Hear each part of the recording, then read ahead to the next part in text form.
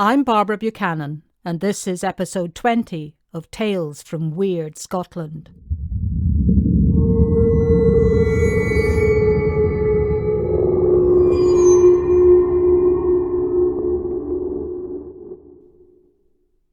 The stories told in Tales from Wyrd, Scotland relate to the supernatural and may detail dark and distressing events from Scotland's past. For this reason, the podcasts are not recommended for listeners who may find such content upsetting. Something in the Air. The Haunting of Montrose Airfield. In February 1913, less than 10 years after the world's first manned flight by the Wright brothers in Kitty Hawk, North Carolina, the first operational military airbase in Britain was established by the Royal Flying Corps at Montrose on Scotland's east coast. It took several days for the first planes to be flown from the airfield at Farnborough in Hampshire to the new base. During the First World War, aircraft stationed here would protect Royal Naval bases from the Orkney Islands in the north to Rosyth in the south. And in the Second World War, Allied airmen from many countries were stationed here. Aircraft from Montrose, amongst other operational duties, helped to protect Scotland's capital, Edinburgh. The air station finally closed in the 1950s and has a rich aviation history. An unlikely place, you might imagine, for tales of the supernatural. And yet the air station is reputed to be haunted.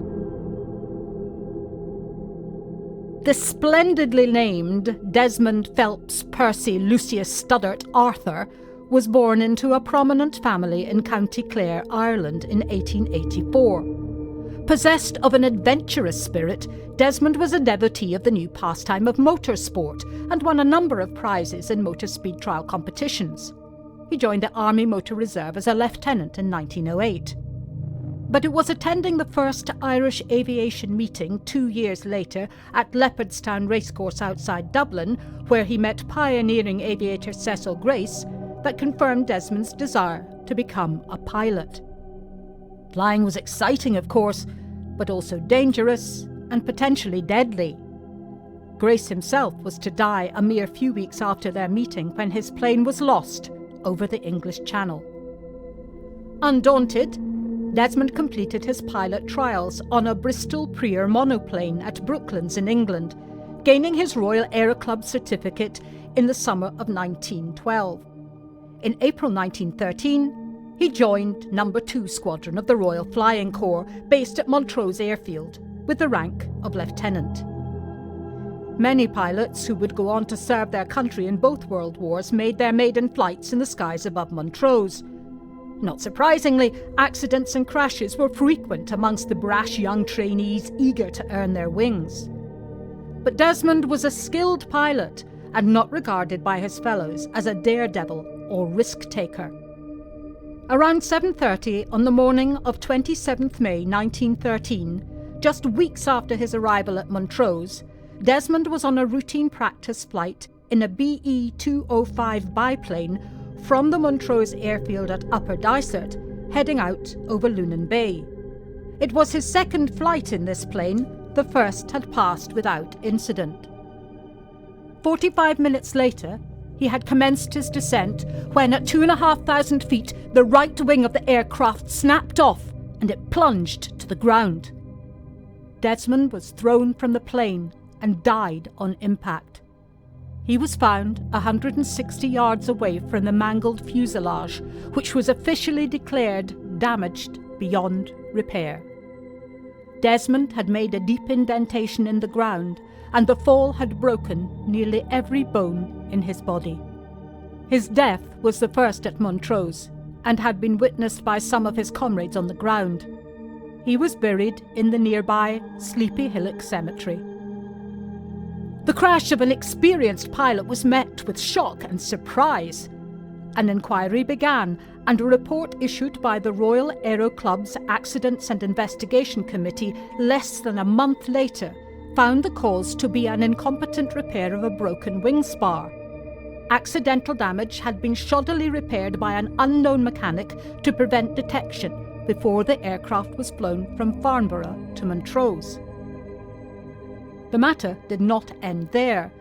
The following month, a government inquiry opened. A member of Parliament complained of a whitewash, saying that the Secretary of State for War would not admit to the faulty repair. In the spring of 1916, one prominent aviator and Member of Parliament called for a judicial inquiry into the military and naval air service, stating that the incompetence or ignorance of senior officers of technical matters meant that certain officers had been murdered rather than killed by carelessness. Presumably Desmond would be in this category. An official investigation into the crash by a government committee in August 1916 came to a totally different conclusion to that of the Royal Aero Club. It found that the pilot was at fault and the crash a result of Desmond's dangerous flying. Was this a cover-up to protect the military from criticism at a sensitive time in the war? A further inquiry reported back by Christmas 1916 and overturned the verdict of pilot error. It reinstated the faulty repair conclusion and, importantly, Desmond's reputation. Desmond had now been dead for 3 years. But the dead do not always rest in peace, particularly if their death has been traumatic or if an injustice or murder has been done. By the time of the publication of the government report giving pilot error as the cause for the crash, few, if any, who would have known Desmond were still stationed at Montrose. However, it is at this time that there is the first sighting of a ghostly airman at the airfield.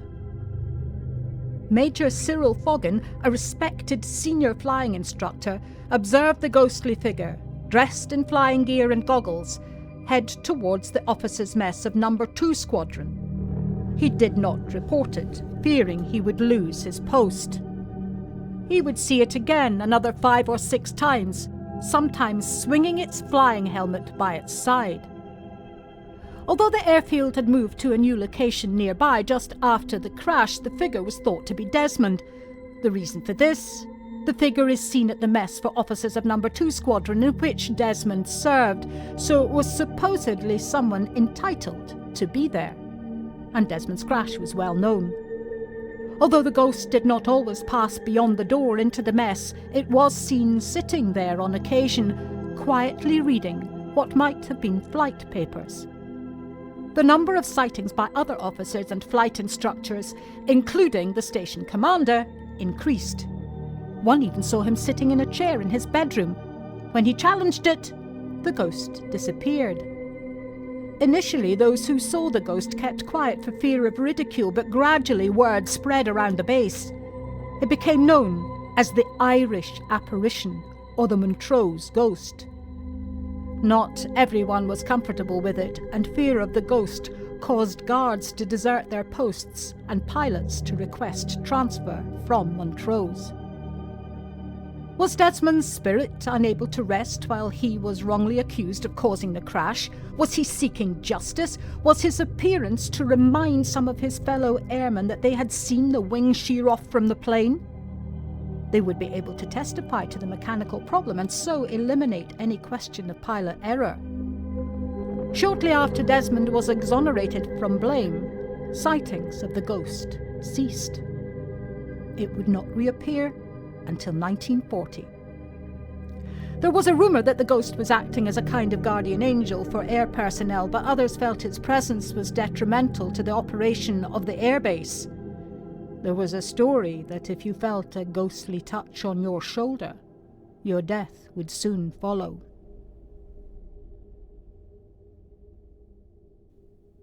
But it appears that Desmond is not the only ghost at Montrose Airfield. From 1920 to 1936, the airfield was closed. Following its reopening, strange events were reported. Norrie Webster, an RAF policeman, heard footsteps one night when on patrol near Waldron Bridge on the airfield, but saw nobody making them. Another guard reported hearing the sound of footsteps and seeing a strange mist a few nights later when on patrol in the same location. Yet another witness met a man there in a flying suit one foggy night. The man passed him without a word. The witness realised later that the night was far too foggy for flying, and nobody would have been there in a flying suit such as the one he saw.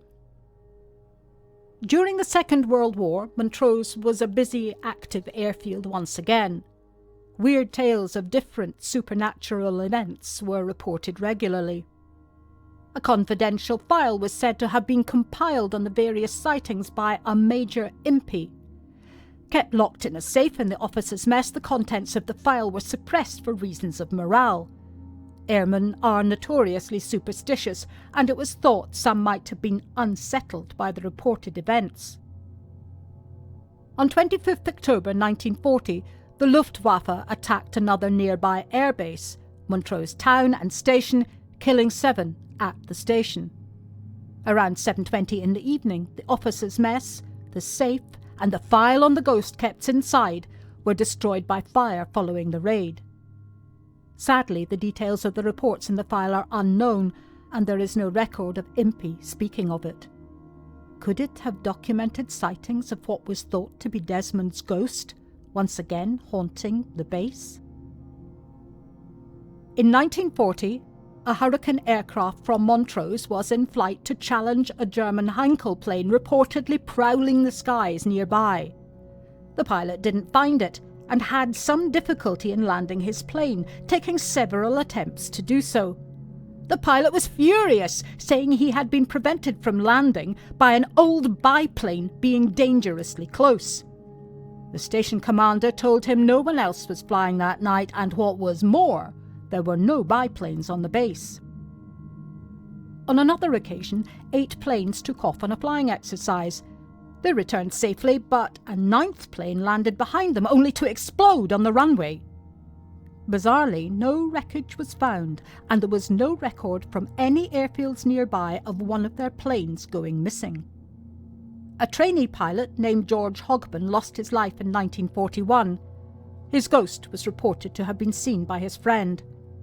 Of course, his friend may simply have imagined this due to stress and grief, but again, perhaps not. It was not until 1942 that there was a considerable surge in occurrences. An unpopular flight lieutenant with a reputation for being harsh and overbearing with ground crew was fatally injured in a crash after an argument with a mechanic and putting him on a charge. It was rumoured that the mechanic might have tampered with the plane, causing the crash. Soon afterwards, the dead flight lieutenant returned to haunt the site, being seen wearing a flight suit and goggles. Stories of an apparition were recounted by guards and were particularly prevalent in the Waldron Bridge area, where there had been sightings in the years between the wars. The ghost or ghosts were kitted out in full flying gear, though some saw a figure in a white flying suit. There is speculation that this is the spirit of Major F.F. Waldron, who was killed in action in France in 1916. The bridge and the adjoining road were named after him, so there is some logic to this.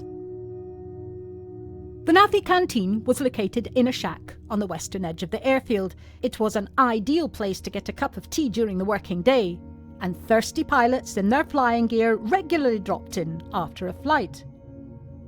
Airman Alex Kettles was heading towards the shack with his friends when he heard a dreadful scream from inside. Rushing in, they found the Navy girl who was on duty slumped unconscious on the floor behind the counter. She revived and explained what had happened. A few minutes before, she had raised the counter shutters when she heard a plane landing. Fully expecting the crew to come in need of a cup of tea, she poured one in readiness.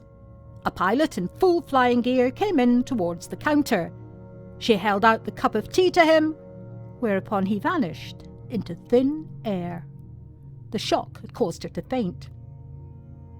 On 13th May 1941, a Polish airman named Wisław Oselkowski died on a training sortie, crashing close to the nearby town of Lawrencekirk.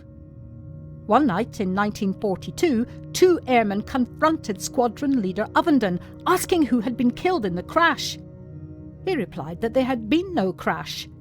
The two swore there had been a plane crash on the shore and the aeroplane had burst into flames.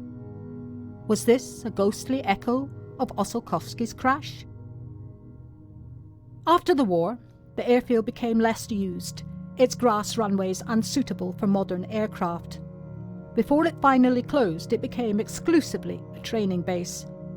But those stationed there continued to have strange experiences. In 1946, an experienced serviceman on guard duty had a frightening encounter. About 3 a.m, he was checking the area where a plane was standing, parked in between the morgue and the control tower.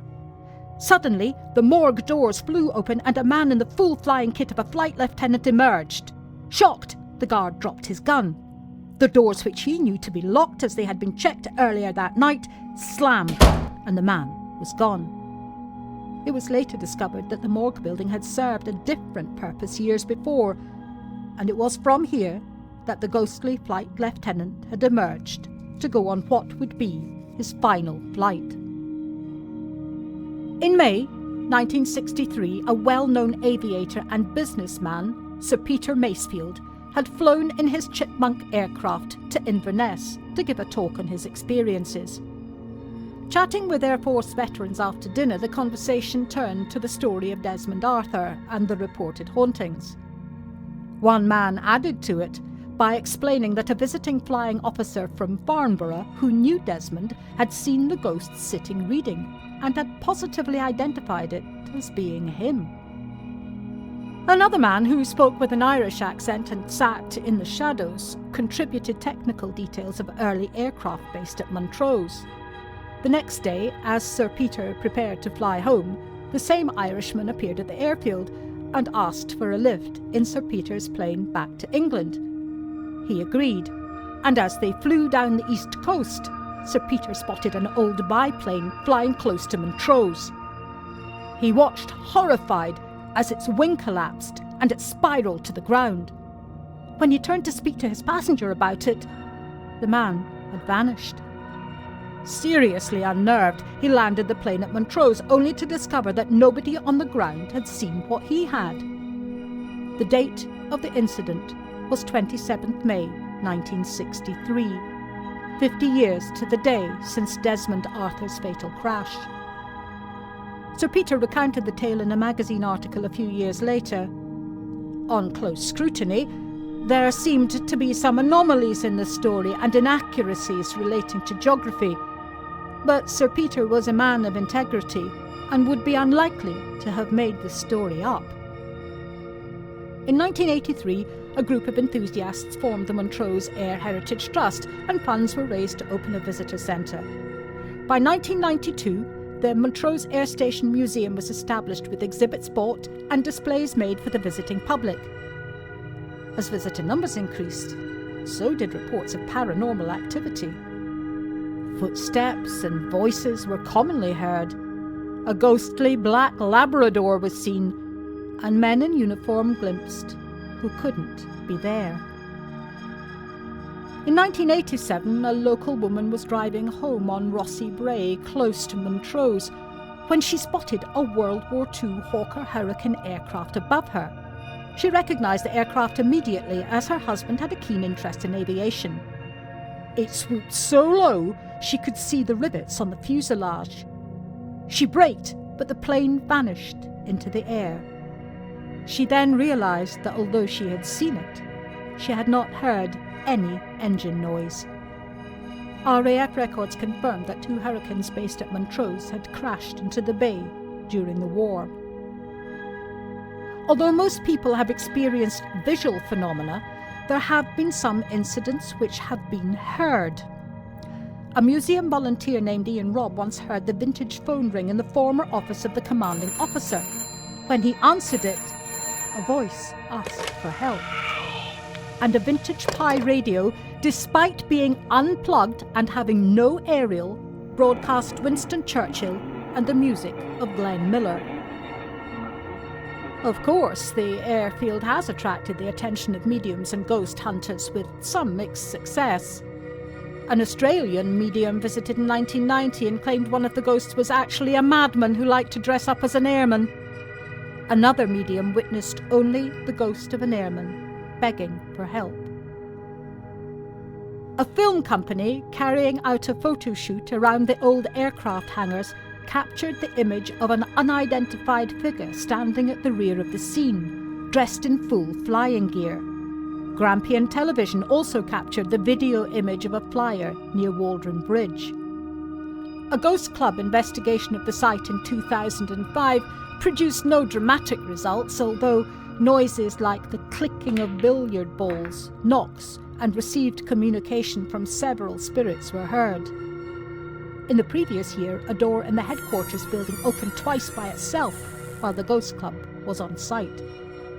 In 2008, a team from Paranormal Research Scotland visited the air station.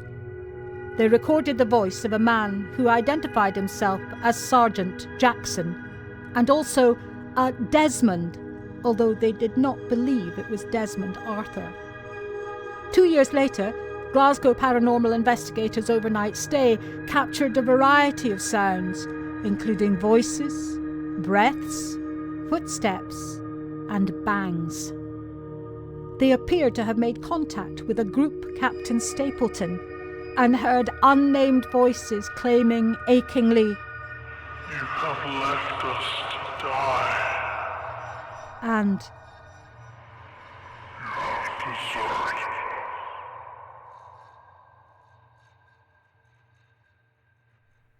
in 2013, to mark the centenary of Desmond's death, a small group gathered at Sleepy Hillock Cemetery and a wreath was placed on his well-tended grave. Flowers and poppy wreaths are still placed there. Despite this, his ghost seems reluctant to leave the base, where he spent the last few weeks of his life.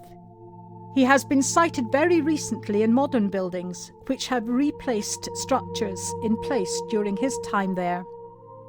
Paranormal activity is often reported in locations where emotions have run high and tragic events have occurred. These places retain an imprint of the past, a special atmosphere. History repeats itself on a kind of spectral loop. The ghosts of Montrose Airfield are as much part of the place and its history as the tangible exhibits in the museum. Brave lives were lived and sometimes lost here through terrible accidents and acts of war. Some who were stationed here, like Desmond Arthur, may never leave, their spirits destined to roam where last they live. It is right that we remember them.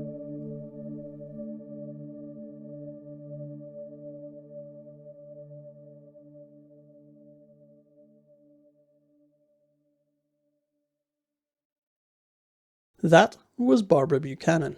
This episode was written by Barbara Buchanan. It was recorded, produced, and radiophonically designed by me, Nick Cole Hamilton. This episode was suggested to us by a follower on YouTube. If you have any suggestions for topics, feel free to reach out. We are most reachable on Twitter. We are at TalesWyrd. Wyrd spelled W-Y-R-D. This is a You Better Run Media production. Join us again soon for more Tales from Wyrd, Scotland.